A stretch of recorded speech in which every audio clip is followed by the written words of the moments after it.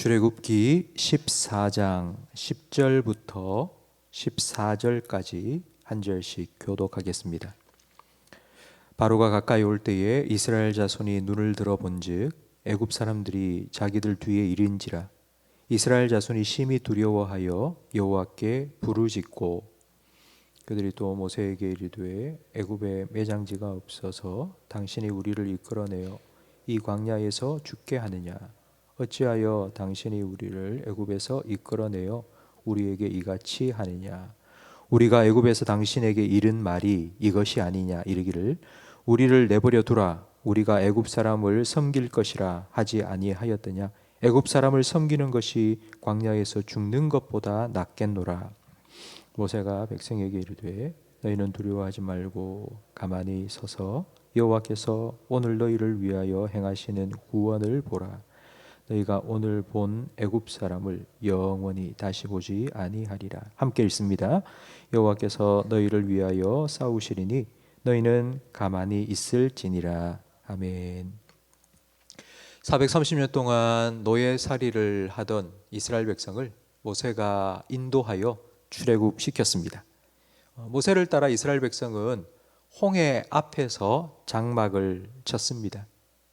그런데 뒤에서 애굽 군대가 성난 파도처럼 지금 몰려오고 있습니다. 이런 상황을 우리는 사면초가 진퇴양난이라고 표현합니다. 지금 이스라엘 백성에게는 빠져나갈 구멍이 아무것도 없습니다. 앞에는 바다가 가로막혔고 뒤에는 군대가 치기 위해서 쫓아오고 있습니다. 출애굽한 지 불과 며칠도 지나지 않았습니다. 며칠 만에 최초의 처음 위기를 만난 것입니다.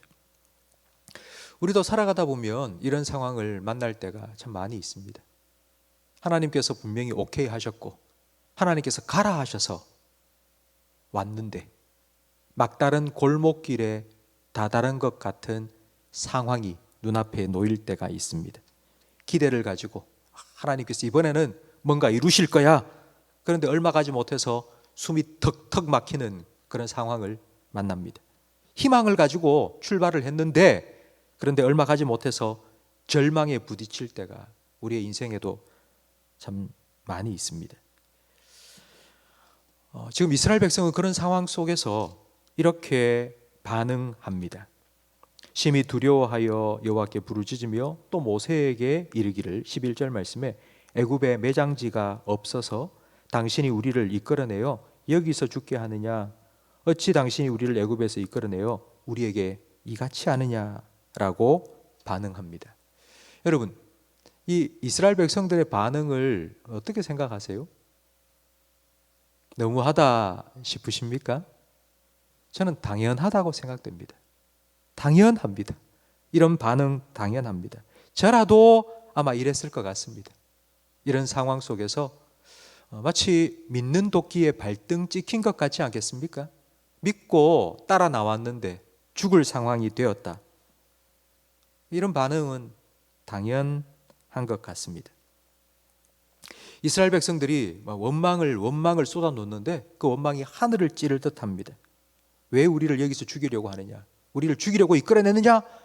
그렇게 부르짖고 있는 이 상황 속에서 저는 이스라엘 백성보다도 이들을 이끌어가는 모세가 더 힘들고 고통스러운 시간을 지금 보내고 있다고 생각이 됩니다.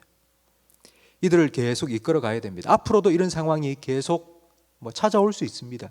그럴 때마다 지금 모세는 어떻게 이들을 인도해 갈 수 있겠습니까? 어쩌면 이 첫 번째 위기를 통해서 하나님께서는 지도자인 모세를 지금 훈련시키시고 테스트 시키시고 계십니다.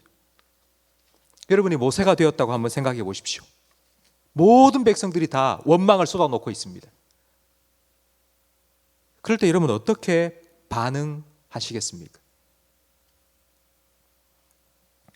백성이 흔들려도 내가 흔들리지 않으면 아무 문제가 없습니다. 가정에 어려움이 찾아와도 가장이 흔들리지 않으면 괜찮습니다. 회사에 어려움이 찾아와도 회사의 사장님이 흔들리지 않고 굳건하게 그 자리를 지키고 있으면 괜찮습니다. 나라가 아무리 힘들어도 나라의 지도자가 흔들리지 않으면 괜찮습니다. 상황에 흔들리지 않고 사람들의 소리에 반응하지 않고 흔들리지 않으면 괜찮습니다. 모세는 원망하는 이스라엘 백성에게 이렇게 말합니다. 13절 말씀에 너희는 두려워하지 말고 가만히 서서 여호와께서 오늘 너희를 위하여 행하시는 구원을 보라. 사실 상황은 답이 없습니다. 앞이 캄캄합니다. 백성들은 원망하고 있고요. 막 돌을 들어 죽이려고 할 그런 상황입니다. 최악의 상황이죠. 그런데 그 상황 속에 모세는 사람들의 소리를 들은 것이 아니라 하나님의 말씀을 귀 기울여 들은 것입니다. 여러분, 이것이 바로 믿음입니다. 그리고 이렇게 선포합니다. 14절 말씀에 여호와께서 너희를 위하여 싸우실 것이다. 너희는 가만히 있어라. 하나님께서 지금 우리와 함께 하신다. 백성들의 원망을 들으면서 만약 그 원망에 반응했다면 아마 모세는 화를 냈을 겁니다. 너 왜 그러냐? 이렇게 믿음이 없냐? 백성들을 향해서 얼마나 막 화를 냈겠습니까? 그런데 모세는 그렇게 하지 않았습니다.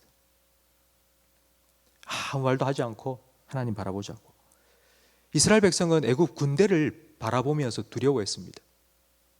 근데 그런 이스라엘 백성을 향하여서 모세는 하나님 계시지 않느냐, 하나님 좀 바라보라고 그들의 믿음을 격려해주고 그들의 믿음을 북돋아 주었습니다. 모세도 이스라엘 백성도 똑같은 상황입니다. 똑같은 상황 속에서 왜 이렇게 반응이 완전히 극과 극일까요? 모세는 이 상황 속에서도 사람의 소리가 아니라 하나님의 말씀을 기억했기 때문이고, 상황을 바라보고 두려워한 것이 아니라 여전히 나와 함께 하시는 하나님을 바라보았기 때문입니다. 여러분, 이것이 바로 믿음입니다. 저는 어제 이 말씀을 준비하면서 이런 생각이 들었습니다. 지금 우리가 처한 상황, 코로나라는 홍해가 지금 가로막혀 있습니다. 아무리 건너가려고 해도 건너갈 수가 없는 겁니다. 앞에는 코로나가 막혀 있고요, 뒤에서는 건강이 점점 좋지 못하고 경제적으로 어려움을 겪고 있고요, 가족들도 아프시기 시작하고요, 뒤에서 애국 군대처럼 이런저런 문제가 계속하여 지금 밀려오고 있습니다. 여러분, 어떻게 할까요? 이런 상황을 바라보며 두려워하고 원망할까요?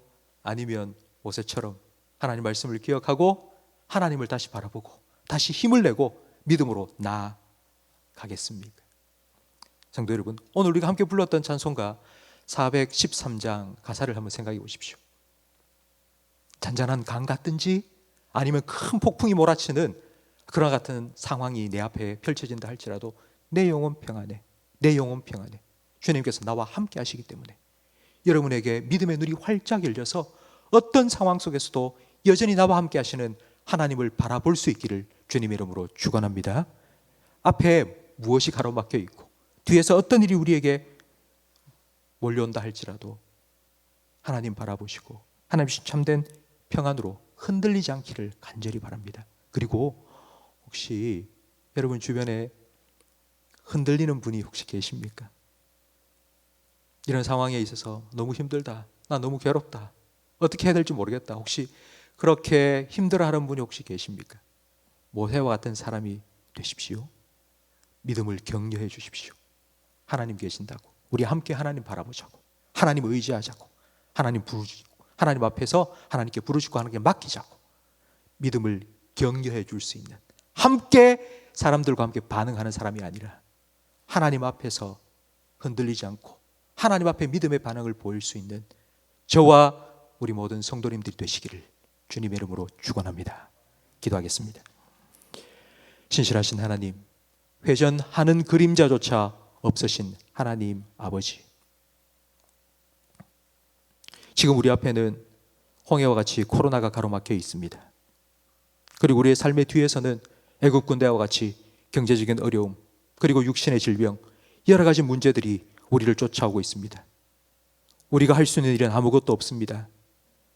하나님, 모세를 통하여서 하나님께서 우리에게 주신 이 말씀을 붙잡고 주님 앞에 잠잠히 나와 기도하오니 사방이 우겨쌈을 당한 것 같은 이때에 하나님께서 하늘로부터 은혜를 베푸시고 구원의 손길을 우리에게 허락하여 주옵소서. 그 하나님 끝까지 바라보고 하나님 의지하며 믿음으로 홍해를 가르시는 그 하나님의 능력을 경험할 수 있는 우리 모든 성도들이 되게 해 주시옵소서. 예수님 이름으로 기도합니다. 아멘.